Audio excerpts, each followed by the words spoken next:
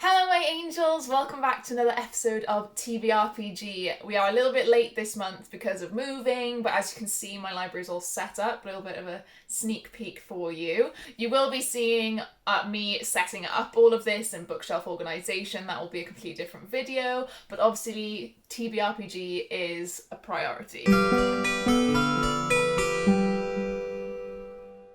July has already started. It is the 1st of July today as of filming. It's the first day we've had free, so Jordan gets 2 days to edit this. Good fucking luck. So let's talk about last month. I put 6 books on my TBR because I knew I would have a lot of time to read, and I read 7 books. I did only read 3 of the 6 books on my TBR. I got halfway through Red Sister, but I really was not in the mood for it. I was re-listening to the audiobook. I just wasn't in the mood for an audiobook this month. I read a lot physically, and I enjoyed it. But I read Middle Game, Docile and Jasmine Throne off my TBR last month. Obviously Hero of Ages I didn't get to at all, which I kind of knew I was not going to get to. The Unbroken I did want to get to, but then I was putting it off because I knew there was a floppy paperback in existence and I didn't really want to read my Illumicrate Special Edition because I wanted to tab a floppy edition. But then I also realised that I have no money because we finished a house. So I've been putting off the Unbroken just a tad. So this month, in the month of July, I also have a whole other month off. I'm hoping to get to a couple of readathons this month. Obviously I won't be as heavily involved as I was in Whatever-a-thon because Whatever-a-thon I was a host and I was on many sprints. But I am hoping to continue to do some sprints this month, whether it be on other people's or hosting my own. I really enjoy it and it really helps me to get some reading done. Basically it holds me accountable, and you also get to spend time with your friends on BookTube, so it's really fun. So this month we are also going to do 6 prompts because I have another whole month off. When it comes to August and beyond, we'll probably go back down to 4 because I will be starting my new job. So until I kind of get settled into that, we're going to stick down to 4 from August onwards. I'm hoping to do some readathons, which will be the Olympic Games, the Meet Your Myth Taker, well it was Myth Take Reads is the Twitter, and last year the readathon was called Meet Your Myth Taker. This year it's called Path or Pantheon. I haven't quite decided what I'm doing with those yet, so I may make a separate video just to talk through my ideas of what I want to fit prompts to. But other than that, I think it's time that we get back into TBRPG. Take it away. So a recap for the entire story so far, very quickly, is that you got teleported through a book into the future for a few minutes, and when you came back you were attacked, so you decided to head to Eastwood to find some answers. And you spoke to the mayor there, and the mayor sent you on a quest, which you accepted, to receive a mark, which is an ancient artifact imbued with magic from an island. We set off from there, heading down to the docks to get onto the ship. You head down to the docks, expecting to see a ship there. He said it would be ready. It'll be ready for you, it's all been paid, all sorted, the crew's there, all sorted. But you're surprised to find that there is a massive bustling dock full of dozens of ships coming and going constantly, so it's a really busy dock. The mayor didn't give you any indication of what the ship looked like or the name of the ship or what crew you should be with, so you kind of just stand around. You scan the area and you lock eyes with this brute of a man. And he kind of sees you and you see him and you quickly look away. You don't want to, annoy anybody here. But he starts walking towards you very quickly, and you can't do anything quickly enough to get away. And he says, "Are you the one the mayor's sending down? You look lost." Yeah, I am a bit. The mayor of Eastwood sent you down for this ship, aye? Yeah. Ah, great, come with me. My name's First Mate Faraday, first mate of the captain. So First Mate Faraday takes you on board the ship, and it's called the ESS Legacy. All the crew finish up loading all the supplies, and Faraday calls all aboard and sets sail. Oh, shit, so you're cool. All right, straight we're on, you're straight going. Okay, no cool. messing about. Faraday calls down to you and he tells you that the captain will see you shortly, but at the moment just kind of hang around the ship and you'll see. I know you get seasick, so Yeah. This ocean is calm. There's no wobbling around. Don't matter. All of the crew are going from one side to the other, getting all the things preparing, but you do notice that there's one woman a little bit further down the ship who's kind of just standing by the side, not doing anything. She's kind of just looking out to the docks that you've just set sail from. So you go over to her and you try to speak to her. Alright. You haven't got any seasickness stuff like tablets, powder, nothing. When she looks at you, her eyes kind of go when she sees you, and she's like, "Oh, no, sorry." She's like kind of avoiding your gaze. She's not really like wanting to speak to you. You alright? Yeah, fine. You seem a bit freaked. I'm okay. You scared of being on a ship, or? I'm okay. And she walks off. She's a bit, yeah. Fucking rude. Getting a really good vibe from her. Fucking bitch. Faraday calls down to you though, and says, "Meet with the cartographer, who's just below deck." So the cartographer is a meek man with a cane. A what man? A meek. Oh, a meek man. A meek man with a cane. You said a meat man. He's made entirely of meat. Lady Gaga dress. He's a huge fan, and he stands supported next to the table, surrounded by loads of different maps. He says, "The mayor's champion, I presume?" I was a champion.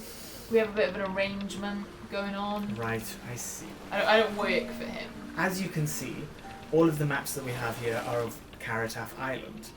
Now, I've never been myself, but I have heard stories. There's old wives' tales and myths about the island vanishing from time to time, explorers going to the island only to return to say that it wasn't even there.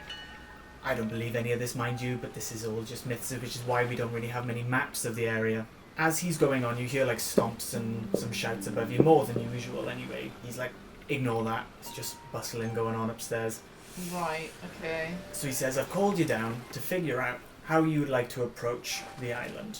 There's a jungle on the west side of the island, with a path up to where we need to go, which is a cave, where the Sumark is supposedly. Right. Which is a bit of an easier path, or we can go the south of the island where there's a beach, which is a little bit less dangerous because it's not surrounded by the jungle, but it'll take a little bit longer. This is choice number one. Would you rather approach from the west and the jungle, or the south and the beach?" I mean, I'm a bit of a time saver, so let's go to the jungle. Time saver, heartbreaker. Jungle it is. I admire someone who's not afraid of adversity. I'll prepare the maps west for you, and you go and enjoy the journey. And the prompt for this one is very simple to begin with: hardback. Oh, see, this is why I love you.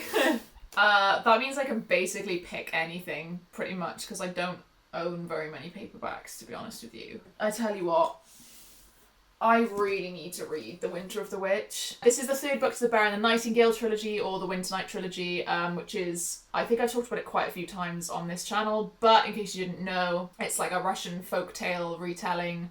Not really retelling, more of just myths and folktales meshed into this one story. The main character, Vasya, is kind of what is known as like a witch in these times, which is quite, like 1600s, that kind of thing.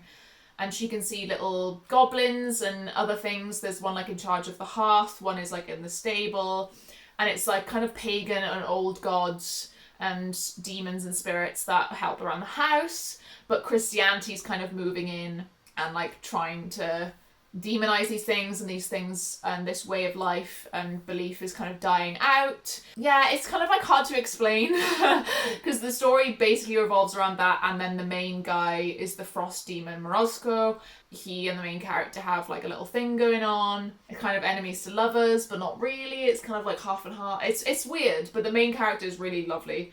Not lovely. She's really good. She's really cool. It's been a good few months since I read the last two, but I'm sure I can find a synopsis and like recap the other two because I don't really want to reread them.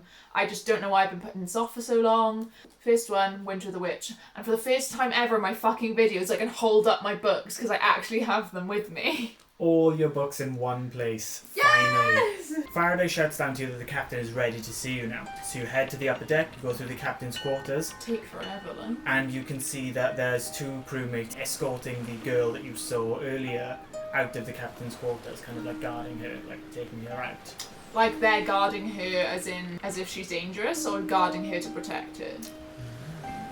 We shall see. Sorry about the delay. Captain Silver, nice to meet you. Hi. Captain Silver has a long patchwork coat on, a faded purple captain's hat, and quite traditionally an eye patch on her left eye that has a bit of a scar. Oh, okay. She says, "That girl there must have snuck on in the rush and tried to steal one of our rowboats. I'm sure Faraday already said, but this little expedition is only truly known to a few. Us three, She points to like you, her, and Faraday, and my cartographer in total. Right. Okay. Can we? Like, what do you want? So she just says she'll be in the brig, like the girl who's walking out. She says she'll be in the brig. So she walks around and stands like right opposite her desk, like where you're sitting. I'll be leading us when we get on the island with a small crew. I want us to get in, see if this mark is there, and get out. It's a dangerous place, and chasing marks is a dangerous game. If there is anything you need, please let me know. And she gives you a little squeeze on the shoulder and a nice smile. Cheers. I'm not really sure what I'm doing, so I don't know what I need. So, whatever you can give, I guess. You leave the captain's quarters, and you decide to go down to the brig to see that girl. Right, okay, I am interested why she tried to sneak on. Maybe her And dad's then sick or something. Tried to sneak off at the same time. She grabbed the rowboat. Deeper into the ship's underbelly, you find the brig. 4 small cells line the inside of the hull of the ship, all of them empty apart from the far left. You notice, though, a group of crewmates are surrounding the cell. The swishing of the water and creaking of the wood drowns out everything that they're saying, but it doesn't drown out the sort of berating tone that they're saying it in. You catch glimpses of the girl sitting in the cell, kind of in the corner, hiding away as well. So this is choice number 2. You can either decide to fight the crewmates away, who's berating her. You can try to convince them to leave, or you can just stand back and not do anything. I'll just try and convince them to leave. Convince them to leave. Yeah. Okay, so you will need to roll for your charisma on this one. 9 plus 2 is 11. You shout out, telling them to stop. Oh!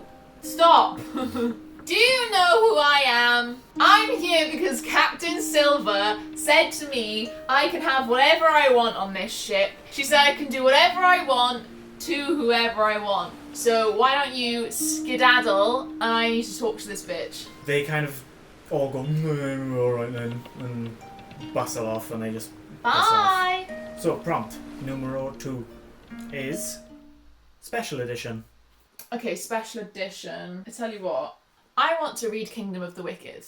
This is a special edition from Fairy Loot, which a lot of people are like after. It's very popular. I want to read this quite soon in July, hopefully. I might start it tonight on Christie Sprints, actually, because the sequel goes on sale on Monday, 5th of July, and obviously I don't really want to buy the sequel if I don't like the first one. I'll probably end up buying the sequel anyway, but I would like to get this read before I buy the sequel. This fucking book, I have no idea what it's about, I'm not gonna lie to you. I just know that it's enemies to lovers, maybe some kind of devil man, 2 sisters, 1 murder, a quest for vengeance that will unleash hell itself. This seems like right up my street, to be honest. It will depend on the writing, and I know it's YA, so I kind of want more like sensual or like sexual stuff when it comes to like demon shit. And I know there won't because it's YA, so I hope that the plot and like the character relationships are good enough, kind of like the beginning of like Cruel Prince. Like I hope that it's interesting enough to catch my attention. I've not really heard good or bad things about it. I just know people like the special edition, but I think that might just be because the edges are beautiful. Second book, Kingdom of the Wicked. She thanks you for helping her out, and she introduces herself, and she says her name is Tiv. So you walk close to the cell and question her, ask her why she got on, why she tried to steal a rowboat. So you seemed really nervous earlier. I'm assuming it's because you snuck on and I noticed you and I'm assuming you just panicked. Yeah, that's what it is. I got on the wrong ship, and I panicked, and I tried to get off without anything. Is that true? Yeah, it is true. You can kind of tell she's not really telling you the truth. Yeah. But she does seem very like nervous. Now, listen to me, Tiv, if that is your name. I'm not part of this crew. I am not involved with the mayor. I am not his pawn. I am my own person. I am just interested in why you're here. Obviously, I want to know if you're a threat to me. You don't seem very threatening, no offense. But I need to do this quest to get information for myself. I am not part of like any government or anything, if that's what you're worried about. I am hoping to maybe help you. What do you need? What do you want? What are you doing here? No, I just got on the wrong ship. Honestly, it's just a mistake. Thank you, but it's just a mistake. Before you can go any further, you hear Faraday above you call Land Ahoy, So you're getting close to the island. Okay, well, this is not finished. You leave Tiv and you go up to the upper deck. You join the captain, Faraday, and a few others in a rowboat, a few hundred yards from the jungle, with most of the crew behind you in another 2 rowboats. Captain Silver has taken Tiv out of her cell and is taking her on the island, which is a surprise. Although you did overhear Silver telling Faraday we might need her. For fucking what? She's useless. Arriving on the jungle, the crew unload the small supplies they brought off the rowboats, and Silver addresses the crowd. We've all heard the rumours, we all know the stories. This is a dangerous island, follow my lead. Stay together and most importantly listen to me, and we'll be on and off this rock in no time. It's like a school trip. Hold hands, link arms, have a partner. A thud comes to your right, just as Silver finishes speaking, and you turn to see a crewmate on the floor, and Tiv running off into the jungle. A few other crewmates start to chase after her, but Silver shouts, no, leave her. It's way too dangerous to go in there. If she's running off, she is running off. Just leave her. There's something dodgy about her mind. She's probably going to go fucking take them out before us, so I think we should, vamoose. There's no point chasing her. Let's just get in and get out. Well, we need to get there before she does. Cartographer signals the way to go, and you head up the path. Shortly after, you arrive at the destination. On the side of a rock face is a large stone door with intricate carvings all along it. Carved at the centre of the door is a circle that has 10 triangles all along it carved out. Okay. 7 of the 10 slots of the triangles have stones in them. One of the crewmates walks over and picks up 3 of the other remaining stones and tries putting them in the slots, but nothing happens. Okay. Another crewmate calls to Silver about an opening in the rock face about 30 feet up. There's like a little hole that he can see. Silver turns to you and says, seeing as you're the one leading this expedition that we're here for, what would you prefer to do? So this is choice number 3. Would you rather decide to try and crack the code on the door, or scale the rock face to get through the hole? Crack the code. Crack the code? Yeah. I love escape rooms. Let's go. Code. Okay, so you need to roll for your intelligence, please. I have a +4 on my intelligence, so even if I roll halfway... You need to roll quite low to get this wrong. Okay. 18. 18! Jesus Which Christ. means I got over 20. You can just look at the door and it'll open. Yeah. 22. Okay, so as the crew is shuffling around trying to figure out what to do, you see one of them move some leaves on the floor, and you notice carving on the floor opposite the door. So you move some stuff away and you notice that it's got an equal carving, like a mirror of it on the floor basically. So you pick up the rocks and you put them in the counterparts to those. Yeah. See? It's simple. And nothing happens. But then something happens and the door starts to creak. There's powder rock falling. Obviously this hasn't been opened in a long time. So prompt number 3 is bestseller. Bestseller, so it has to be a New York Times bestseller. Okay, so this is a book I've been meaning to get to for a very long time. I've been saying this in several videos I've filmed recently, I think. But I have about 4 or 5 copies of this, special editions, and that is The Invisible Life of Addy Larue by V.E. Schwab. This, I looked up, is the top national fiction bestseller, or was in January 31st this year, so counts as a bestseller. I assumed it was because a lot of people really wanted this. This is the first edition, just UK. I think it just automatically came with blue sprayed edges. I do think I am going to love it because I know what to expect going into it. I think a lot of people went into this not knowing what to expect or thinking that it was, because it was quite marketed as the devil, you make a deal with the devil and enemies to lovers, but it's not really that. That is an element of it, but it's not the main focus. Even though that is kind of all I remember about it. I know that Addy Larue can't be remembered by anyone. That is the price she paid for making a deal with the devil. She can live forever, but no one can ever remember her. And then she meets a human one day who does remember her name, and it kind of just goes from there. So yeah, 3rd prompt, Addy Larue, finally. Silver gives you a subtle nod of sort of respect for managing to open the door. Yeah. You and the crew make your way in to the cave. At the same time, everybody notices the smell and state of the cave. There's a really strong odour of damp Ugh. And it fills the room, and there's like seaweed everywhere as well. You turn to Silver, hoping for like an explanation, but she looks just as confused as everybody else. Regardless, you push deeper into the cave and come across a small room with 3 separate passageways. Above the entrances are different symbols. The first has what looks like an eye, the second has a head, and the third has an arm. Silver turns to you again and gestures My towards... choice, I guess. Which one do you want to choose? Eye, head, or arm? This is choice number 4. Eye, head, Straight or arm. into the choice number 4. Yeah. Let's go for the head. The head. Heading down the narrow hallway into the room, you can see a slightly raised platform. Once you step foot into the room, a fire ignites on the corner of the room and slowly starts travelling along the edge. Along the wall, you can see some writing. Okay, and it says, "Nothing can outlive me, but I am harmless. Nothing can stop me, but I cannot go backwards. What am I?"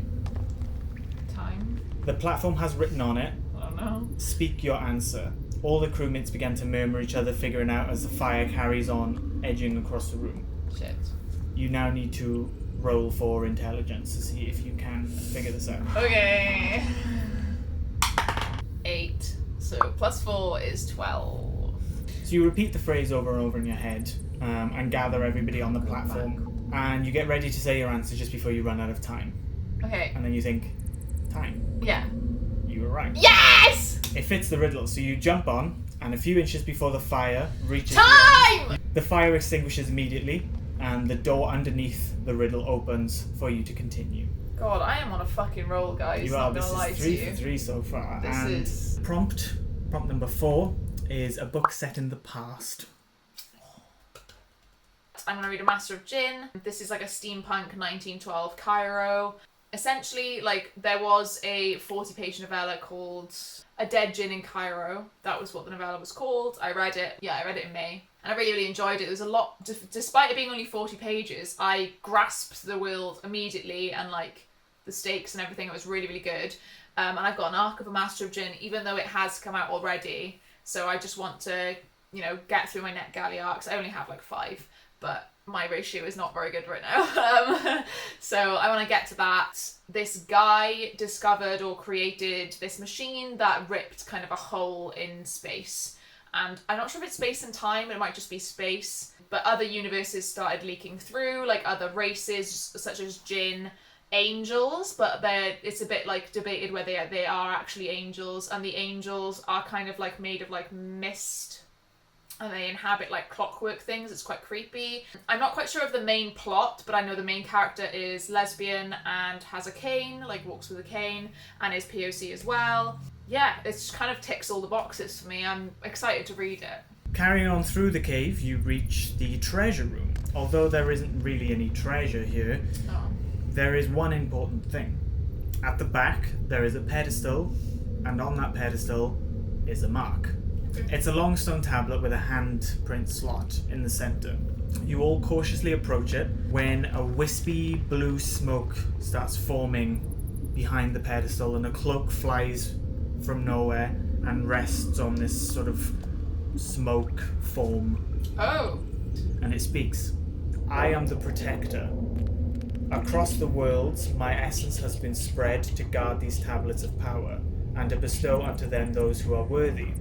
I am one being protecting all marks, all experiences shed." Smoke amalgamates in the shape of an arm outstretched, pointing at Captain Silver, and says, "You, I remember you. You will not escape a second time." Silver looks distraught, Bloody hell. but masks it quickly when she notices you looking at her. "To walk away with the mark and your life, you must defeat me in battle." Oh. Blue smoke forms and solidifies in the shape of a long sword. You, Silver, you fucking know something. You've been here before or been somewhere else. You should have warned me about this. I'm fucking sick of this. Right. And the protector phases through the pedestal and goes towards you. So this is choice number 5, how you would like to approach fighting the protector. You can either just go in, just physically go and fight it, or you can have a look at your surroundings and maybe find a different way to fight it. If it's smoke, I don't think I'm going to do very well, so I'm going to try and find another way. Use your environment, is it? Yeah. Okay. Please roll wisdom. I have a +6 on wisdom. Just fucking made this one As well? Are you serious? It was 11 this check was. Which is 11. Oh my god. Okay, so you shout to Silver and the rest of the crew to stall for you while you look for a better option. Scanning the room and the protector, you notice that like at the bottom the smoke is kind of like wisping away into like the crack in the wall. Oh. So it's kind of being like as if the air is like escaping through this little hole, this crack in the wall. This room is like airtight. So you shout to one of the crewmates to throw you a stick of dynamite. You light it and you toss it over to the crack in the wall, and it erupts. Take this whole thing down with me. And a lot of the smoke just like, you know, it just like pressurizes, and the room pressurizes, and it just wisps loads of the smoke out of the room. Silver then notices that the protector is a bit, you know, on his last legs, runs over and somehow manages to plunge a sword into the smoke being, and the smoke just disperses and goes. Oh. I don't really have to do much then, that's not too bad. Well, you use your wisdom. You know, fight smarter, not harder. Exactly. Prompt number 5 is enemies to lovers. I love enemies to lovers.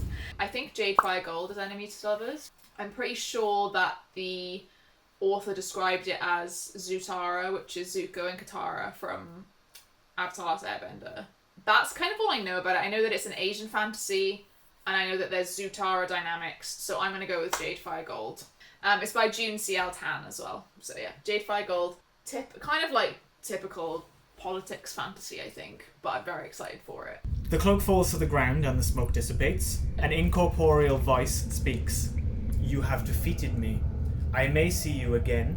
You may take the mark and leave. You remove the mark from the pedestal, and as soon as it's lifted, the ground begins to sort of Should have done like an Indiana crumble. Jones. Exactly. The ground begins to shake and everything, the walls start to like fall apart, and you notice that it's an earthquake. You manage to put the mark away safely before the floor starts falling away and crumbling beneath you.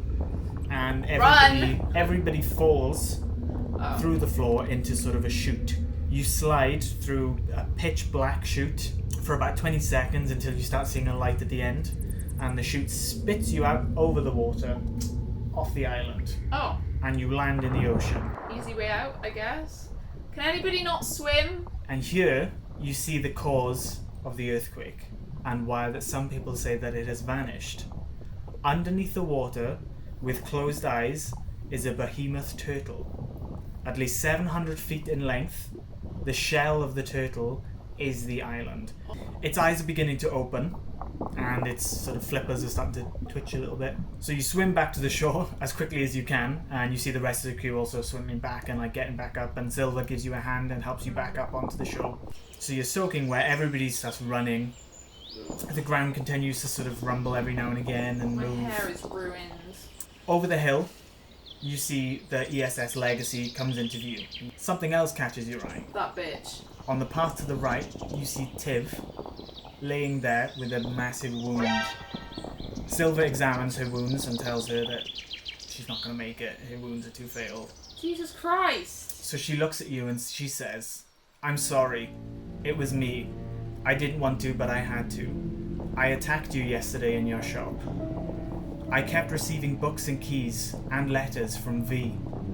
I traveled 3 times, all to the same time, and although every time was different, there was always one consistency. You showing up, and me dying soon after. It was never your fault, and I even tried to run away, get on a ship and hide, but I guess the future can't be changed. She pushes a key into your hand. This is the key to my home in Lycos. Please go. All the letters from V are there. They might help you. I'm sorry. Fuck. Her gaze goes distant and her grip on your hand loosens, and she passes away. No, wait. She's gone. Fuck. The island is still crumbling and falling apart, and Silver grabs you and drags you away, saying that we need to get back to the ship. So you run towards the rowboats. You manage to get back onto the ship, and start setting sail back to eastward. And you can see in the view, Carrot Island starts to sink. Tiv's final words has left many things to consider. If she was the one who attacked you and not a real assassin, then truly any of the information the mayor has for you about the Assassin's Guild is now it's useless. fucking useless. And she travelled 3 times, so she travelled more than once. Thinking over all of this, without even noticing, you were basically back at Eastwood. Times you kind of just glazed over time has passed. Oh. So with everything that's happened, you now have a choice, a final choice. You can either hand over the mark to the mayor, as promised, or you can decide to just keep it for yourself, seeing as the information he has is no longer valid for you. I'm gonna fucking keep it. You just want to keep it? Yeah, fuck this guy. Fuck him and his northern accent. I got a better lead. You have a mark capable of real power, and a lead on who is sending the books and keys to allow time travel. So the final prompt is outside the box. So like outside my comfort zone. Outside the comfort zone, something you wouldn't normally read. I think for this, I'm going to go for Truly Devious by Maureen Johnson, because this has been on my TBR for a good few years now. I think the 4th book has just come out. And I know that it's like a murder mystery, but it's also kind of got a bit of a twist. Yeah, a murder mystery trilogy, but then they have done a 4th book, I think, as well. And it's kind of like something that happened in the past, but then it might be repeating in the modern time. I think it's middle grade, but I'm genuinely not sure. But I've heard amazing things about this series. Again, like I said, it's been on my TBR for a while. It's quite short, you know, the writing's quite big.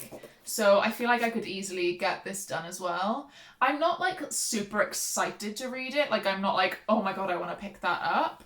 Out of kind of everything I have, this was the first one that my eyes kind of gravitated towards. So yeah, final prompt for July. Truly Devious. You set off north, past the province border, towards Lycos, to find Tiv's house, to find some more information. And that is the end of part 3.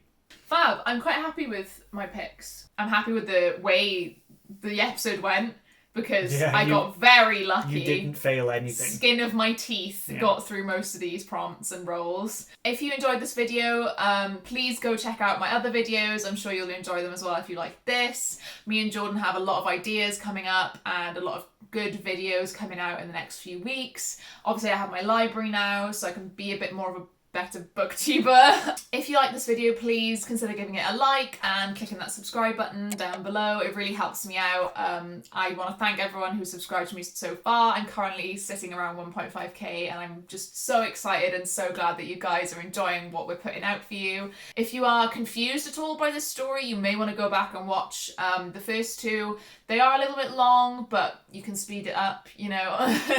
Thank you so much for joining us, and we will see you again soon. Bye!